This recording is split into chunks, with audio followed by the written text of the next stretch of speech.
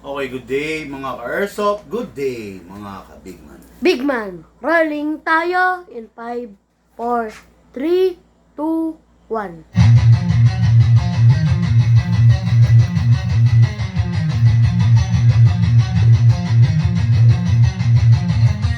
Magsatabi sa daan, huwag kang babangga. Papasok si Big Man, may dala na banda. Minsan siniraan, pero di pinansin. Toxic vibes, bro, di yan sa amin. Nagka-problema, bumangon pa rin. Laban lang kahit ilang saglit. Dito sa Big Man, solid ang galawan. Tunay na negosyo, hindi lang iabangan. Customer namin laging satisfied. Airsoft gear, legit certified. Service ay tunay, hindi panay boss. Kahit saan ka magpunta, kami ang host. Big man, walang katulad. Gamit ay legit, laging panalo pag sukat. Sniper o pistol, lahat ay fire. Kami ang top airsoft provider. Big man, walang katulad. Gamit ay legit, laging paggamang dinitin siya. Laging may bago, laging legit.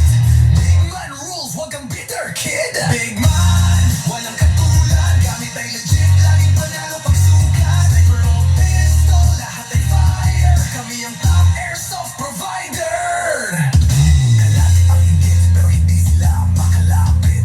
Try to copy, pero fail ang gamit. Boom, boom, pow, pag nagpaputok, parang Pit Viper. Di ka mamipat, dog, di sila makalapit. Try to copy, pero fail ang gamit. Boom, boom, pow, pag nagpaputok, parang Pit Viper. Di kami patok-tok. Customer happy, service tight. Walang scammer, we do it right. Lift your game up, don't be a joke. Big man blazing, lahat ay woke. Big man walang katulad, laging on point, parang sa barilang lakad. Rush fire, deals tighter. Big man airsoft sniper. Sa presyong tama, sa gamit na solid. Panalo ka palagi, di ka magiging biktima, kid. Big man ang pangalan, tandaan mo palagi. Sa airsoft game, kami ang hari.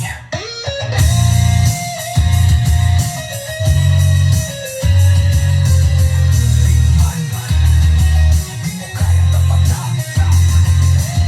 Walang gaya-gaya, panalo palagi. Kaya sa Big Man, siguradong real ka bossin.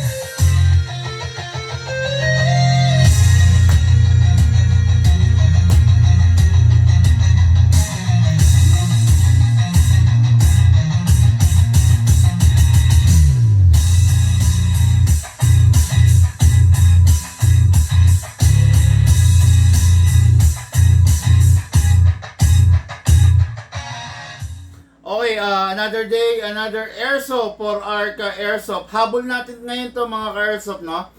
Review and unbox tayo ng unit ng ating mga ka-airsoft para bukas, Sabado, bagong mga review and unbox ulit. Mga ka-airsoft, kakarating ko lang. Kakarating ko lang from our journey on the south. Ipagpaumanhin ninyo, okay? Tatlo yung pinuntahan natin sa south, pero ang na-live ko isa lang. Nagkakaroon ako ng problema sa signal, okay? Yung pinuntahan ko sa lugar ng Bacoor is building, so walang signal dun sa loob, kaya binidyo na lang namin, no? Siguro sa mga darating na araw maipopost din yun. Tapos yung pinuntahan namin sa lugar ng Tansa, walang signal ang smart. Pagpasensyahan nyo na po, ang na-video call ay na-live lang namin. Patawad po, yung isang unit lang, no? As much as I want, gusto ko lahat ma-live, kaya lang sa mga pagkakataon na walang signal dun sa area, wala akong magagawa. Okay? So, shoutout po, Sir Jacob Santos of Santa Maria, Ilocos Sur. Hello, bossing! Ang unit ng ating ka-airsoft pinagpipilian niya, the 1911 D-Day or the 1911 Coco Martin Edition, the Drug Lord's Pistol. Ngayon may request yung ating ka-airsoft, Big Man, pwede mo bang pagtabihin, pagbanggain? Kaya igagrant natin yan sa ating ka-airsoft, pakilabas yung 1911 D-Day. Yan na lang, okay na yan, pwede na yan. Okay na.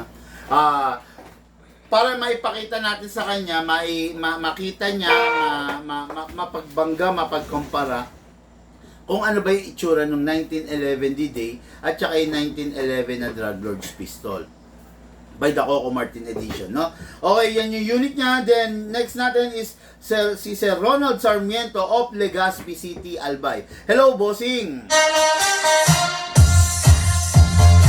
Okay, yan. Ngayon, kinukuha lang ng ating kasamahan na si Lucas, yung 1911 D-Day. Tulungan mo nga siya, medyo nahihirapan siya. Okay, medyo ano kasi yan yung pulpa. Yan, okay. Yan, okay na. Yung 1911, Sir Jacob Santos is special din naman to. Actually, collector's edition din talaga to. It's just that talagang mas special yung 1911 D-Day. Kasi makikita nyo, mga Airsoft, box at box pa lang, talagang napakalupit na. No? This is a very limited, very rare edition of a pistol na talagang hindi nyo makikita sa pang-araw-araw ninyo. Okay? This is the 1911 D-Day, and now I will open this. Ayan, makikita nyo. Ayan, ha. Ayan, 1911. Then, boom! Ayun. Sabog na sabog, no? Ayan. This is the 1911 with, kumbaga, meron siyang dummy bullets na nandyan sa baba na 2, 4, 6, 7 pieces. Then, this is the unit. Kunin natin yung unit, no, para makita ng ating bossing, no? Na this unit is combined of a, kung tawagin natin, silver and a gold na pambaba, no? So, makikita nyo, classic yan, no? Makikita nyo, wala siyang mga modern na twist na nilagay sa kanya, okay? Tama, which is tama naman, kasi pag halimbawa ito, classic na 1911, bigla nating nilagyan ng optic sight, medyo awkward, 'di ba? Kasi hindi naman talaga modern to classic to, tapos bibigyan natin ng ganung twist, hindi magiging maganda. Okay, this is the 1911 D-Day and this is the Coco Martin edition. Ayan, pagbabanggain ko, pagtatapatin ko, parehas in terms of size, in terms of weight. Sa design, nagkaiba lang sila kasi two-tone to, silver and gold, while this one is silver only. Ayan. Then ito naka-engrave din naman to. Ngayon, mas sikat nga lang, mas mahal nga lang kung tutuusin ito than this, no? Pero okay naman to kasi 1911 din siya. Talagang sikat na sikat din naman talagang 1911. It's just that kung pataasan ng value, ng presyo, talagang mas mahal si 1911. Nakasulat sa history to Di ba? Ayan nga yung, ayan, no? Sa box pa lang makikita nyo na yung kwento, no, nung unit. Ano yung ano yung bagay na commemorate niya nandito. Ayan, di ba? Ayan, makikita nyo. Tapos, this is the unit. Talagang napakaganda, di ba? Siguro, sir, soon, pwede ka naman dito, di ba? For now, since nag-i-start ka to collect the old 1911 model, hindi na masama ito. Okay? Ayan. So, ito yung unit na at least na napagbigyan kita dun sa request mo. Okay, Lucas? Napagbigyan kita dun sa request mo, then, pakisabi, baba na yung mga kayang ibaba. Kasi baka yung ulan mabasa yung yung hindi kaya, yung tray na mabigat, kahit ako na dun. Okay, so ito yung 1911 ng ating Airsoft Jacob Santos of Santa Maria, Ilocos. Ito na po. Okay. Remind ko nga lang pala kayo, biyaheng Rizal area ako sa darating na linggo. Okay? Biyaheng Rizal area ako, may pupuntahan tayo dyan na bossing natin. Nag-request siya ng pistol and rifle. So, pupuntahan natin siya. Ibibigay natin, igagrant natin yung request niyang unit. Okay? Kaya yung mga taga Rizal dyan, saan ka ba? Teresa, Morong, Binangonan, Cainta, lahat ng lugar dyan sa Rizal, pwede kong puntahan. Pililla, Halahala, Baras, Cardo, lahat po ng lugar dyan sa Rizal, pwede ko po kayong puntahan. Pwede po kayong magpabook sa akin. pumili kayo ng unit on the spot. Okay? So, this is the 1911 unit natin kay Airsoft, Sir Jacob Santos, Santa Maria, Ilocos Sur. Number 1, simulan muna natin sa magazine. Number 1, lagi silicone oil. Press the valve, then spray. Huwag kayong magsasawa sa paglalagay ng silicone oil kasi mga ka-airsoft, walang ibang bagay na makakatulong sa unit ninyo kundi yung silicone oil. Okay? Walang ibang bagay na magpo-protekta sa unit ninyo kundi yung silicone oil. Okay? Nilagyan natin siya sa ibabaw. Lagyan din po natin sa inlet valve sa ilalim. Sa inlet valve, dyan pumapasok yung mismong hangin. Sa output valve, ito yung nagre-regulate, pinapalo siya ng valve knocker para maglabas siya ng regulated na hangin. Okay? So, itong unit na to is capable of 12 kg only. Hindi siya pwedeng gamitan ng 14 kg hanggang 12 kg lang po para po yung unit hindi po magkaroon ng damage at hindi masira. Huwag po natin gagamitan ng ibang gas. Albi Bautista, good day po ka Big Man. Hello po!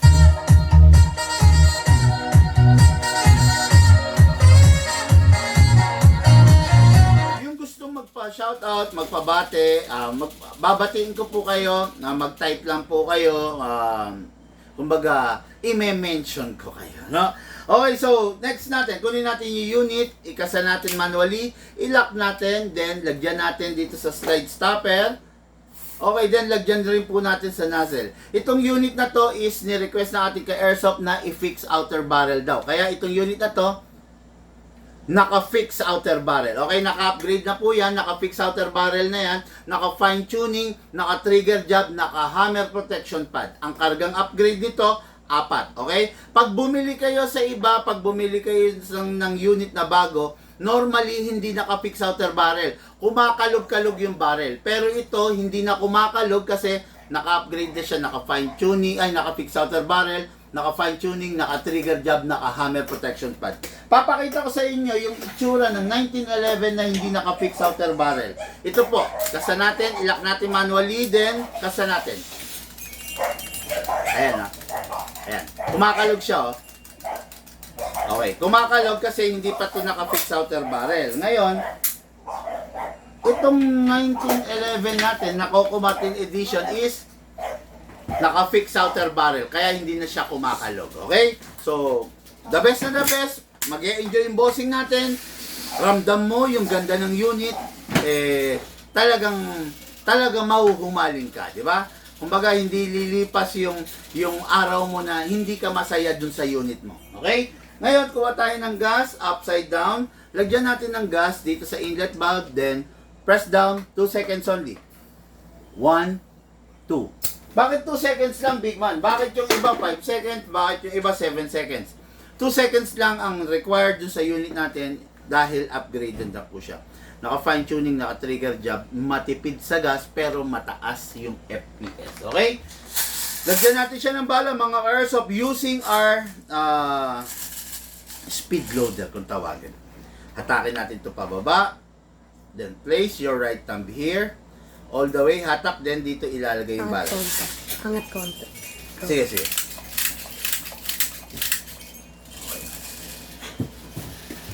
Yan. Okay? Yan. Ganyan ang bala. Dire-diretso lang. Siguraduhin lang natin na maayos ang pagkakalagay para walang misfeeding na magaganap or mangyayari. Okay? Pasok natin. Kasa. Ready to fire. Transfer mo na sa BPI. Ay, hindi. Sige, mamaya. Okay. Ready to fire po tayo, mga ka-airsoft, no? Firing po tayo. Tignan nyo ang ganda, tignan nyo ang lakas, tignan nyo yung recoil, tignan nyo yung braso ko, tignan nyo yung magaganap while firing. Firing tayo, mga ka-airsoft. Firing! Lakas! Open slide, kasi po wala na po siyang bala. Next thing to do, release the magazine, then release the slide. Then rest the hammer by pressing the trigger. Okay. Unit po ng ating ka-airsoft, Jacob Santos of Santa Maria, Ilocos Sur. Bossing, ito na po yung unit mo. Ready for packing and ready for shipping.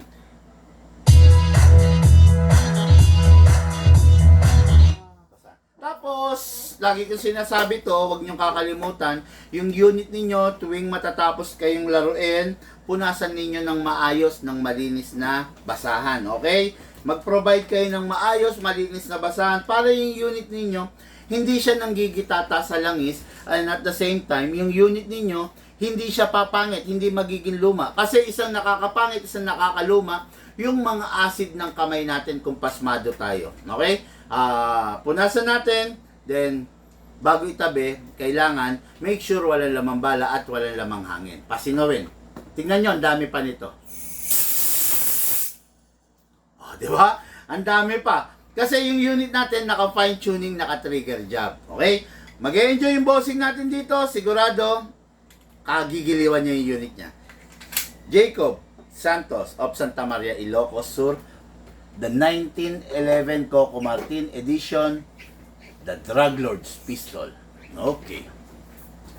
Next unit natin is unit natin kay Airsoft, Ronald Sarmiento of Legazpi City, Albay. Ang 1911 is the original version. Then, all of a sudden, dahil nasa millennial stage na tayo, nagkaroon na ng twist. From the 1911, nagkaroon ng 2011. Kung makikita ninyo ang itsura niya, halos parehas lang rin.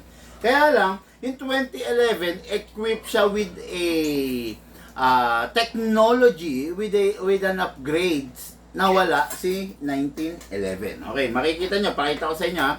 Itong 2011, naka-optic front. Some of the 2011, naka-optic rear din.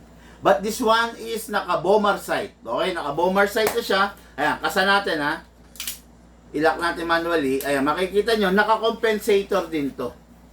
Hinahawakan nyo yung barrel para wag magkaroon ng excess movement going up and left and going left and right. Okay? Itong unit na to, hindi siya naka-fix outer barrel. Tandaan nyo, hindi pa naka-fix outer barrel to. Ayan, no? Kumakalog-kalog pa siya. Pakita ng unit na naka-fix outer barrel. Ayan, no? Ayan, kumakalog siya, oh. Okay, kasi hindi ito naka-upgrade. Ang upgrade lang nito, fine-tuning, trigger job, hammer protection pad. Tatlo lang. Okay? Yung naka-fix outer barrel, papakita ko sa inyo ito. Ayan, oh. Hindi siya kumakalog. Kahawakan natin, ha. Oh. Hindi siya kumakalog. Oh, kalugin natin, ha. Hindi siya kumakalog kasi ito yung full upgrade version. Ito, hindi pa siya full upgrade version. Meron lang siyang upgrade, pero hindi yung full. Okay? Ito, naka-fix outer barrel. Ito, hindi. Okay? Naka-fix outer barrel, naka-upgrade. Ito hindi. Ayan. Ayan, makikita nyo, ayan, gumagalaw. Ayan, ha? Yan yung ano, dyan nakilala ang big man sa pag-upgrade ng unit. Para yung unit, maganda, talagang ina-upgrade natin. Kaya lang yung bossing natin, medyo masya-short daw siya sa pera, kaya hindi niya na pina-upgrade. Okay? So, itong unit na to, again, hindi po siya upgraded. Kumakalog siya. Okay? So, itong unit na to, masasabi nating malakas, matikas, mahaba, customized na unit, no? Hindi naman kasi ganito yung mga 2011 talaga, no? Ngayon, itong unit na to, masasabi natin na okay na. Kaya lang, yun nga lang, medyo may doubt lang ako sa ganitong unit kasi malakas siya, pero hindi siya naka-fix outer barrel. So, there's a big possibility na mabasag yung barrel on the future. Okay? Kaya bossing, pag-isipan mo kung kakayanin mo, fix outer barrel na natin. Kung hindi naman, okay lang rin. Okay? Yung unit, lifetime warranty naman eh. Dito sa Big Man, lahat ng unit, lifetime warranty, no? Wala tayong sinisino, kahit isa lang ang binili mo, kahit dalawa lang, kahit marami, basta lifetime warranty yan. Wala kang problemahin, okay? Ngayon, release natin to, then rest. Kunin natin ang magazine, lagyan natin siya ng silicone oil, press the valve, then spray. Okay, then dito rin. Okay, after that, kunin yung unit, ikasa, ilock manually, then spray tayo sa slide stopper, then spray tayo sa nozzle, then that's it. Release, then rest. Maglagay tayo ng hangin. Ang lalagay nating hangin, 12 kg only. Huwag gagamit ng 14 kg. Upside down, then press down. 1, 2. 2 seconds lang. Okay na yun. Then, lagyan natin siya ng, syempre, ng bala. Atakin. Put your right thumb here. Then, lagyan natin ng bala. Okay? After that, kalugin natin para umayos siya, no? Okay, yan. Left, right, left, right, left, right. Huwag hahayaang may bungi. Huwag magmamadali. Huwag mong hahayaan na may patlang. Sabi patlang, parang, basta may guhit, merong bungi, no? Kasi pwede pagsimulan ng BB jam or ng misfeeding, okay? Kaya wag hayaan. Pasok. Kasa. Unit natin kay Airsoft, Ronald Sarmiento, Legazpi City, Albay. Okay, ngayon firing po tayo mga Airsoft. Firing. Lakas, oh.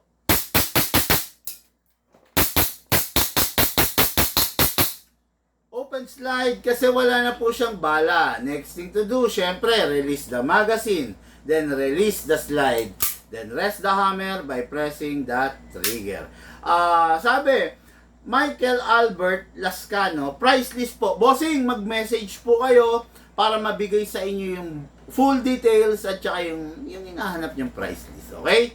Kabigman, tanong ko lang po, magkano kaya abutin ng full upgrade ng Win? Medyo malaki. Kung ganito, kung ganito isa-isahin natin Ang mga upgrade kasi, fixed outer barrel. Okay? Fixed outer barrel. Fine tuning. Trigger job. Ayan hammer protection pad. At saka, ayun, yun yung basic na upgrade, yung 4. Kasi meron ding merong anti-freeze nozzle or big bore nozzle at saka merong hop-up rubber. Ipagpalagay na natin wag na yung anti-freeze nozzle and hop-up rubber. Okay? Ito palang 4 na to, fixed outer barrel, fine tuning, trigger job, and hammer protection pad, nagkakahalaga na po ng 9,000. Yung upgrade na 4 na yan, 9,000 na po. Okay? Ngayon, kung isasama pa natin si hop-up rubber at saka si anti-freeze nozzle, magkakahalaga, yung 9,000 po magiging 11,500. Medyo madugo. Di ba? Madugo. Ito, ang upgrade nitong unit na to, fine tuning, trigger job, and hammer protection pad. Nagkakahalaga po yun ng 6,500. Libre naming ibinibigay doon sa unit. Okay? Pag sa amin ka bumili ng unit, yung bibilin mong unit, karga-karga na yung upgrade na yon. Pero kung hindi mo sa amin binili, ipapa-upgrade mo yung unit mo, sasabihin ko sa iyo, wag na lang. Kasi bakit? Sayang lang yung pera mo kasi yung unit mo, nagamit mo na. Ang upgrade kasi, ang upgrade, ginagawa yan sa una. Pag yung unit, matindi na yung wear and tear, yung gas-gas niya, mahirap ng itono. Okay? Bukod sa mahirap ng itono, may mga gas-gas na. Hindi na natin kayang habulin yun. Okay? Wag sasama ang loob mo, pero yun lang po ang totoo. Madugo nga po, kabigman. Oo, madugo. Madugo. Kung sa iba mo binili unit mo, tapos ipapa-upgrade mo, madugo talaga. Pero, worth it naman dahil sa ibibigay sa yung saya. Yung 5.1K mo na sinasabi mo, ang FPS niyan is around 340 to 350 lang. Ang 5.1K ng Bigman, 420 FPS. Ang 2011 5.1 ng Bigman nasa 420 FPS. Minsan nagpo 430 pa. Ito, kung di ako nagkakamali, 470 to 490 FPS to. Kulang na lang 500 FPS na. Okay? Basta ang unit na i-fine tuning, na i-trigger job, ilalabas niya yung buong potential niya nang hindi nasisira yung pistol. Okay? Yung sayo, sigurado ko yan, 5.1K, kumakalog ang barrel niyan, bossing. Di ba? Tapatin mo ako, kumakalog ang barrel niyan. Ngayon, dahil sa pagkalog ng barrel niyan, advance na yung wear and tear niyan. Marami ng kalog yan. So, hindi na advisable na gastusan kasi dapat ina-upgrade yan sa una pa lang. Pag ngayon natin in-upgrade yan, mahihirapan na po tayo. Sa totoo lang kasi gastado na siya. Okay? Pagpasensyahan mo na, sa pagkakataon na yan, hindi kita matutulungan sa upgrade kasi wear and tear, nandyan na sa unit. Okay? Ayun, pagpasensyahan mo na. Unit po ito ng ating ka-airsoft, Ronald Sarmiento. Okay, ready for packing and ready for shipping. Yung unit, pag itatabi, punasan ng malinis na basahan. Make sure walang lamang bala at dapat walang lamang hangin. Pasingawin. Okay. May nagtatanong dito. Okay. Patabi na to. Naging kwentuhan tuloy Ato, may nagtatanong dito, Big Man, ano ba ang benefit ng mga upgrade na ginagawa mo? Okay, isa-isayin natin, no? Yung fixed outer barrel, ito. Sino ba naman sa atin ang may gusto na habang pumuputok ka, kumakalog yung barrel mo? Diba? Na habang pumuputok ka, hindi mo maitama yung bala mo kasi bumabangga yung barrel sa inner barrel, so merong disturbance na nagaganap dun sa inner barrel, kaya yung bibis mo lumilihis. Hindi consistent ang putok. Diba? Kasi gumagalaw yung barrel mo. Wala sa atin, walang player or walang airsoft user na gusto na kumakalog ang barrel. Na parang ganito. Ayan Walang airsoft player na gustong kumakalog yung barrel niya. Okay. Kung ikaw yung tipo ng tao na gusto mong bumabaril ka sa hangin, okay lang na kumakalog yung barrel mo. Pero kung ikaw yung tipo ng tao na gusto mo, na natatamaan mo yung target mo, dapat naka-fix outer barrel ka. Ang benefit ng isang fix outer barrel, accuracy. Di ba? Pagiging precise ng unit.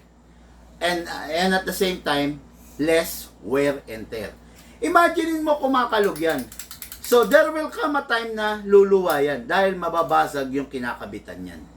Yun ang silbi ng fixed outer barrel. Ang fine-tuning, ang pagtotono, pinapahina natin siya sa gas consumption, kumbaga sinasakal, pero at the same time, pinapataas natin yung FPS. Okay? Kaya kung mapapansin nyo yung unit namin, 2 seconds lang kami naggagas, pumuputok siya ng 40, ng 50, ng 60 rounds. Pag mga special unit like CC Shadow, umaabot pa ng 90 rounds. Yung 2 seconds na gas.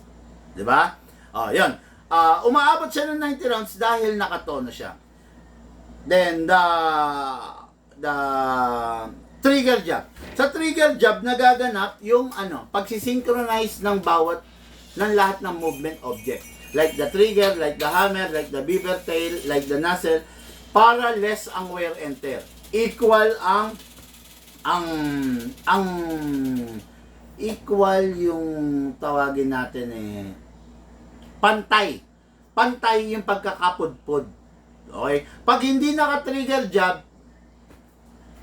minsan may experience mo na pupudpud yung isang parts compare dun sa isa.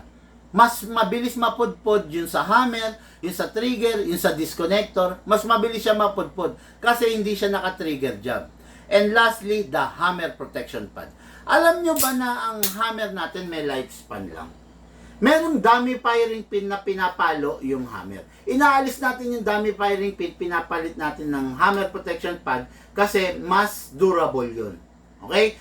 Pag hammer protection pad ang pinapalo niya, mas tumatagal tong hammer. Okay? Pag dummy firing pin, mas mabilis ang buhay. Ngayon, yung dummy firing pin, nakakalas. Ngayon, minsan may tumatama sa mata. Minsan, habang nagpa-firing ka, biglang tatalsik sa mata mo yun. Yun yung epekto ng dummy firing pin. Wala pa man din nabubulag sa aming ka-airsoft, sinolusyonan na namin. Kasi ayaw namin na gagawa kami ng paraan na masolusyonan pag meron ng tinamaan sa mata. Yun ang sinasabi ko na upgrades na binabaliwala ng iba pero doon sa mga taong nakabili sa Big Man, tuwang-tuwa. Kasi masarap at maganda, maayos yung ginagamit nilang unit. Okay? Mga ka-airsoft, lahat po tayo nagmula sa iba't ibang larangan, pinagbuklod, pinag-isa ng iisang libangan. Yun po ang paglalaro ng airsoft, hatid po sa inyo ng inyong lingkod, Big Man.